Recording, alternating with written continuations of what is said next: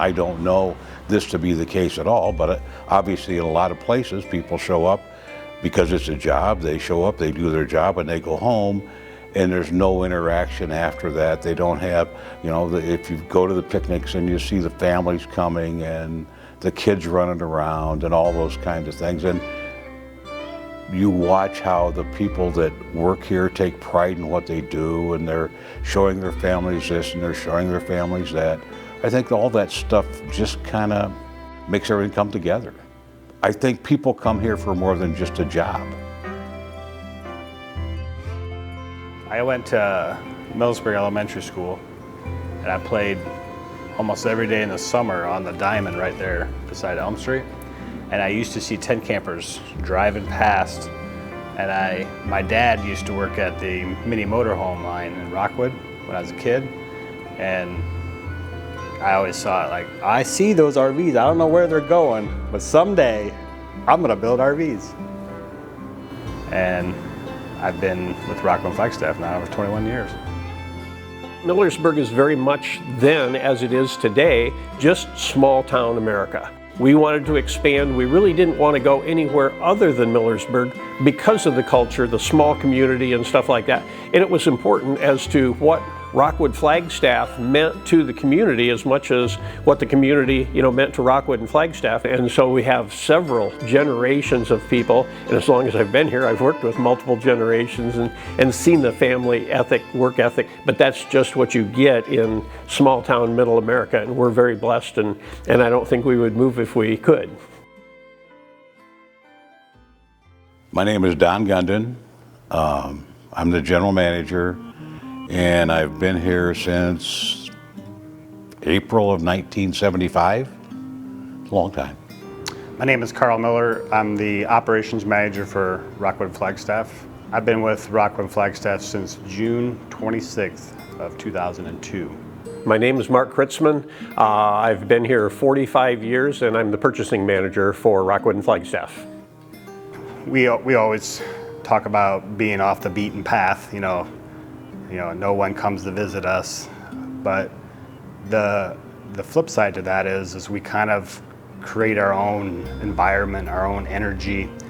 Whatever happens in Millersburg is usually because of something that we impacted.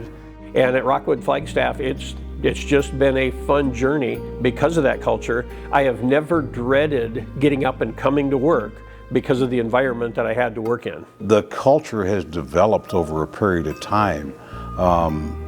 Millersburg has become a place where people want to work.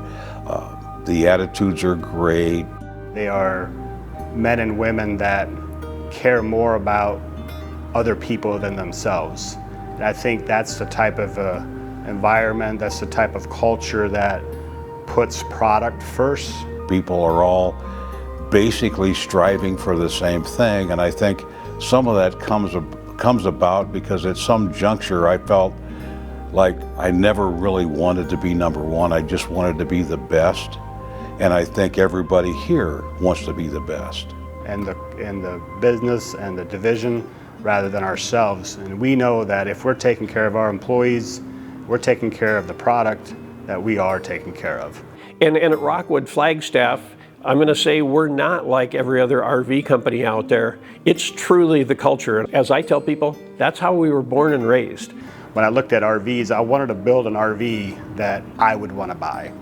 And I have also kind of a particular nature where I like things organized a certain way. I like things symmetrical. And so when I looked at RVs, if I could build it that I would be happy with it, I think we could build a lot of trailers and a lot of camping experiences for customers because of that same mindset. It's that whole culture thing. I mean, if you're all involved in striving for the same goal, you're all involved in trying to be the best, and you're with people that you like. I mean, a lot of the crew around here has been developed because people enjoy their job, and when an opening comes up, they're recommending people that they know and enjoy being around. So you've got some additional camaraderie built into all that. I think having a competitive nature is a must, especially in leadership. I think we have a good crew of leaders that just want to win, just want to be successful, just as itself. You know, not looking at money or stats or anything like that. We want our employees to be successful, and in order for that to happen, we have to be successful. So it kind of goes hand in hand. You know, the products that we build, we stand behind the products that we build. We're proud about the products that we build. Again, a lot of us have got a lot of time and money and, blood, sweat, and tears invested in it. And I think, rest assured, that's if I was going to go buy a car, if I was going to go buy a product and stuff like that, I'd want to know that the company that built that, supplied that product, had that peace of mind. That's all a byproduct. All those things together make the push for quality and striving to be better than the other guy. We have competition between lines.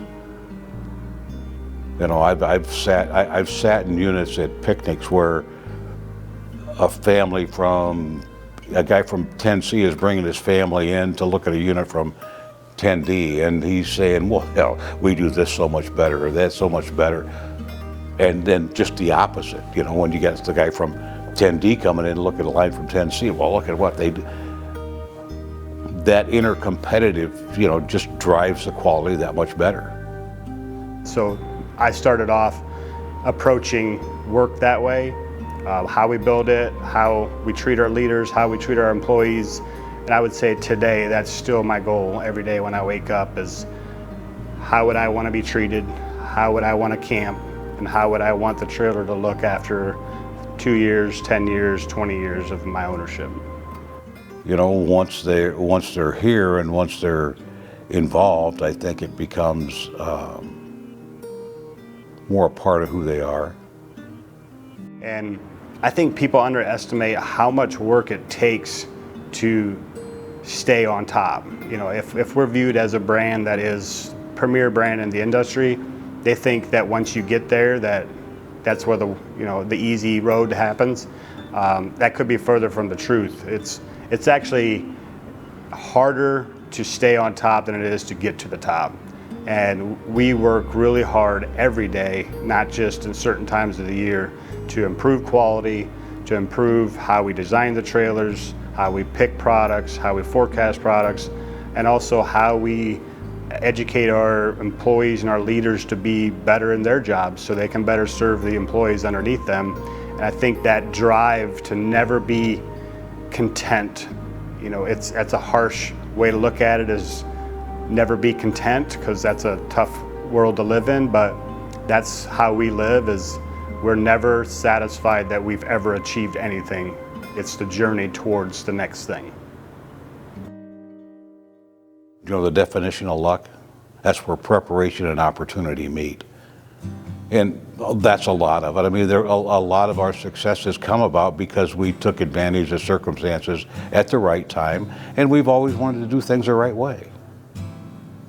I think once we start being selfish and we try to build stuff easier or less costly, or we start to factor in other things besides the success of the product, that's when business gets muddy and you start to have way more ups and downs.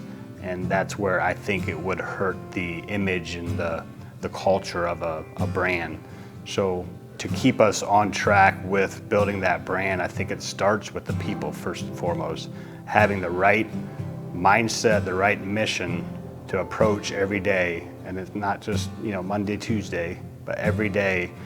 That is what makes the brand what it is, not actually the RVs that we're building. You have to adapt, you have to grow with the market, and I think everybody has learned that as long as we strive to keep improving, as long as we get better along the way, the better our business becomes and the easier it is to get orders when everybody else is struggling. A lot of the leaders that are here today are people that I worked with that have grown up underneath me from years ago. They were group leaders of mine, they were line workers. I've watched them confiding through life's biggest challenges, from failed marriages to deaths in the family to economic collapses. When I was a leader for the first time, we went through 2008, where we had the biggest economic collapse that I'll probably live through, hopefully. That was hard. We laid off 3 times in 1 year. I was a young leader. I didn't understand what I was going through, and probably didn't have the empathy that I have today for those situations, but we learned a lot.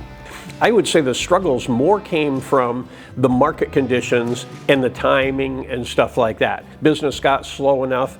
They didn't want to lay us off, but they didn't have enough production work for all of us and stuff like that. So there was a handful of us that delivered the units. And so it was a very interesting journey, because there was so many different things along the way, but it was like it is today. You just do whatever it takes to get the job done. And so it's been very interesting. And I would say those challenges created by the market were the most challenging, rather than any of the roles, production roles or anything like that of themselves. When we look back, we always say we should have done something different. I disagree. I think things could have gone different maybe, but it's those things that make us who we are today. And if we hadn't lived through that, who knows what kind of brand we would be today. It's been an interesting journey, I guess is probably the best way to put it in a snapshot. Where we are in 2023, the growth process has been a very interesting journey along the way. The building 10A, where Tent Campers is produced, used to be the only building in the complex. Now there are 3 there at Elm Street, 3 down on State Road 13, and occupying a number of them here in the old carriage complex. So the growth has been an amazing journey and fun to watch. So I think our success is built on consistency of quality and consistency of the product that we're actually offering to the customer. No one that works here, or very few people that work here, wake up and want to be average or below average or not successful. It's our job to figure out their personality. How do we help them see that motivation? I know they say that, if you enjoy what you're doing, you never have to work a day in your life. Well, not every day's been good, but I'm going to say there's been far more good days at Rockwood Flagstaff than there has been bad days, and that's why I'm still here. I'd just like to see us continue to grow, expand our position, expand our footprint, maybe have more product offering than we do today, or at least expand our product offering, and, really just continue down the path that we have, because the path that we have has brought us pretty good growth. I think that's what's special about Rockwood Flagstaff, is that it is truly more than the product we build. I still have a retail customer that his name is Jerry. He's bought 3 Flagstaffs in his life, and I've known him for almost 15 years. I built 2 of the 3 that he bought. I still talk to him today, and that's just one of the customers that we met through RVs, and I think that's the part that we all kind of take for granted and miss in the big picture of life. There is that brand loyalty, and that comes from not only what we build, but our attitude relative to taking care of customers and making sure that they have a good experience, and we take care of issues, and we don't just try not to take care of it. We don't try to find ways not to pay for our mistakes. So that kind of sums it up.